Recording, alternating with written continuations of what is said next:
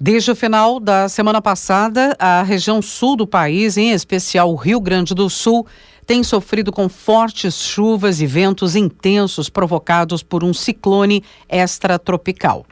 Situações extremas foram verificadas no Rio Grande do Sul, também em Santa Catarina e parte do estado do Paraná. Em junho, a região sul, vamos lembrando, enfrentou um outro ciclone intenso e no ano passado, no sul do país, também um ciclone extratropical. Será que esses eventos têm se tornado mais frequentes, não é? E que impacto isso tem nesse contexto que a gente vem abordando aqui, e não é de hoje, não é? Do agravamento dos eventos climáticos. Vamos conversar sobre o assunto com o professor Pedro Luiz Cortes, titular da Escola de Comunicações e Artes, a ECA, e também do Instituto de Energia e Ambiente da USP. Não é de hoje, hein, professor, que a gente está falando de eventos extremos e suas consequências cada vez mais sérias, né? E é o caso agora com este ciclone extratropical. A gente pode começar explicando o que é exatamente o ciclone. Isso é comum, o Brasil já teve, costuma ter. E esses fenômenos, eles têm se tornado mais frequentes ou mais intensos? Veja, Roxane, a intensidade deles é o que tem surpreendido, porque ele é um fenômeno comum na época mais fria, né, de junho até setembro, nas latitudes entre 30 e 60 graus. Então fica na latitude fora da zona tropical, por isso que ele é chamado de extratropical. Ele pode ocorrer tanto no hemisfério sul quanto no hemisfério norte. Uma sequência de ciclones como essa não está descartada assim numericamente, mas o que tem surpreendido é a extensão dele, né, o espaço que ele vem ocupando entre o continente e o oceano e a intensidade desse fenômeno. Basicamente, um ciclone extratropical, ele é, ao contrário de, vamos dizer assim, de um furacão, onde o núcleo ele é quente, o ciclone ele tem o seu núcleo frio, exatamente porque ele é gerado em águas frias, um furacão é gerado em águas quentes.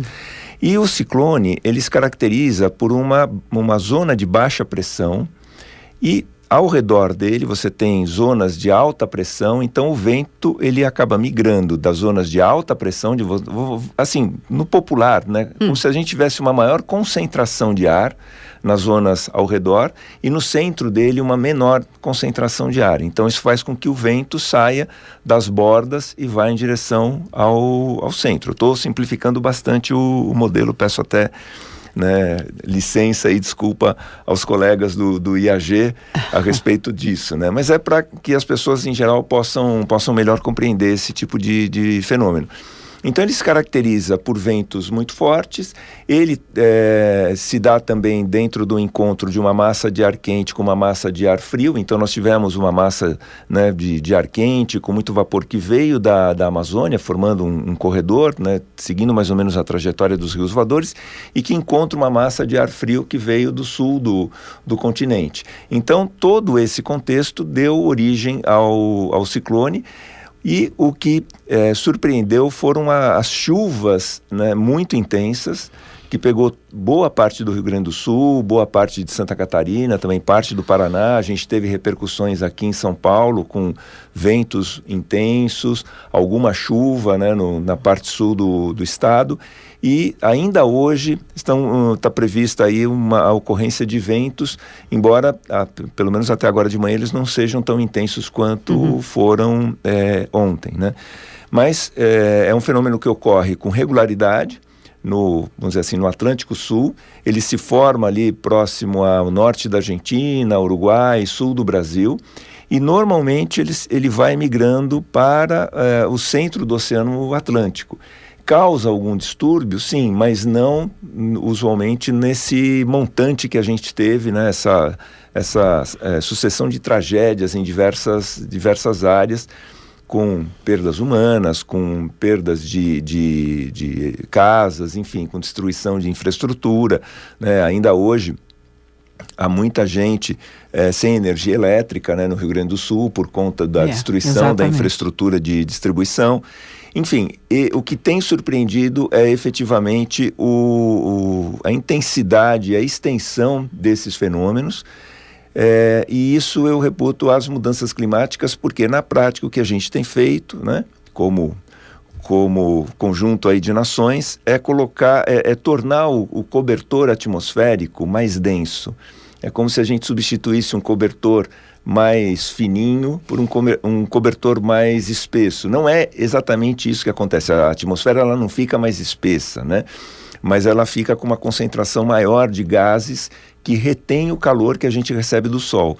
Então, ao reter esse calor, nós aquecemos mais os oceanos, aquecemos mais a atmosfera, nós colocamos mais energia nos sistemas naturais e os fenômenos naturais que ocorriam com regularidade, eles passam a ocorrer com intensidade muito maior. Outros fenômenos que antes não ocorriam, né, passam a ocorrer em regiões diversas. Então nós estamos tendo agora uma onda de calor na Itália, com temperaturas que podem se aproximar a 50 graus.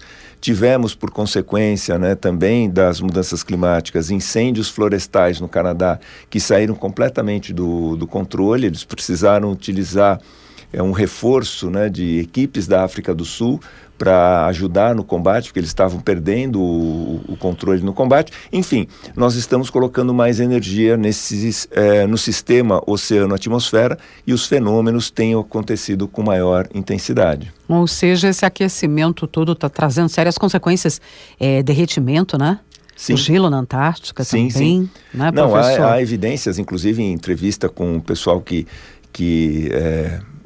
assim, mora na base brasileira, né, durante boa parte do ano, que ajuda na infraestrutura, está lá desde o começo, citando que geleiras tiveram uma redução significativa, né, na sua extensão ao longo aí desde que a base brasileira ela foi instalada, depois ela foi, né, infelizmente passou por um incêndio, foi reconstruída, mas está basicamente no mesmo local, e então há um testemunho vivo de que isso vem acontecendo, né, essa redução das geleiras, não só na Antártica, no sul do continente, entre Argentina e Chile, tem o Parque Nacional Los Glaciares.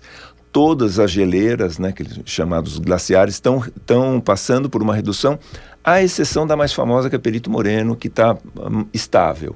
Mas todas as outras geleiras, elas passam por uma redução significativa, e isso é muito evidente. Para quem visita, é muito evidente isso, porque os sinais por onde a geleira passou, eles estão ali, só que a geleira não está mais. Não está mais. Tá aí, o agravamento destes fenômenos. Então pergunto, novos ciclones ainda este ano, por quê? Quer dizer, os especialistas conseguem prever que vai acontecer, está se aproximando, só que você não sabe a intensidade, esse é que é o problema, né? Quer dizer, você sabe que o fenômeno vai ocorrer, mas o tamanho, a extensão do fenômeno é que tem sido cada vez mais difícil administrar. Isso não é só uma questão dos especialistas, né, professor? A gente também tem falado disso. Veja, pelo histórico, é possível que a gente tenha ainda outros, porque essa temporada ela se estende basicamente até setembro, que é quando termina o inverno. Então não está descartada a ocorrência de novos ciclones. Pelo que tem acontecido recentemente, é de se esperar, embora não dê para cravar isso, é de se esperar que eles tenham uma intensidade bastante significativa. Então a recomendação que eu dou para as pessoas é o seguinte: fiquem sempre alertas às previsões meteorológicas, né? Você tem vários institutos estaduais, federais, que oferecem essa informação nos sites gratuitamente, de uma maneira muito acessível, né? Uma linguagem muito acessível.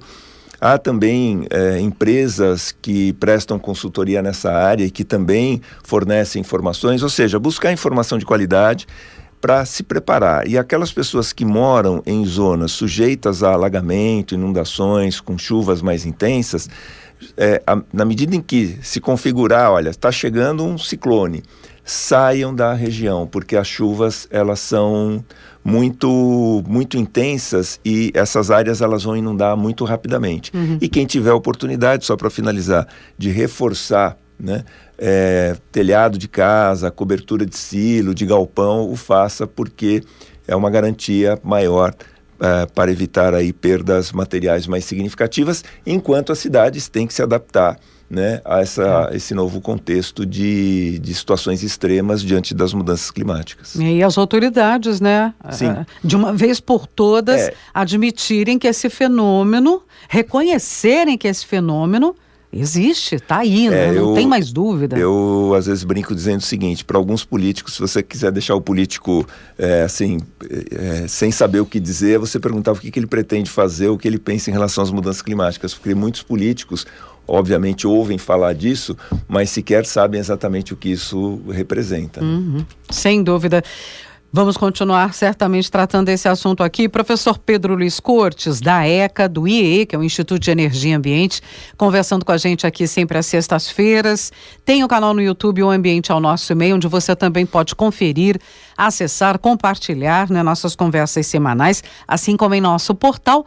Vai na barrinha Atualidades, Jornal da USP no Ar, primeira edição. Professor, muito obrigada. Eu que agradeço, uma boa semana a todos.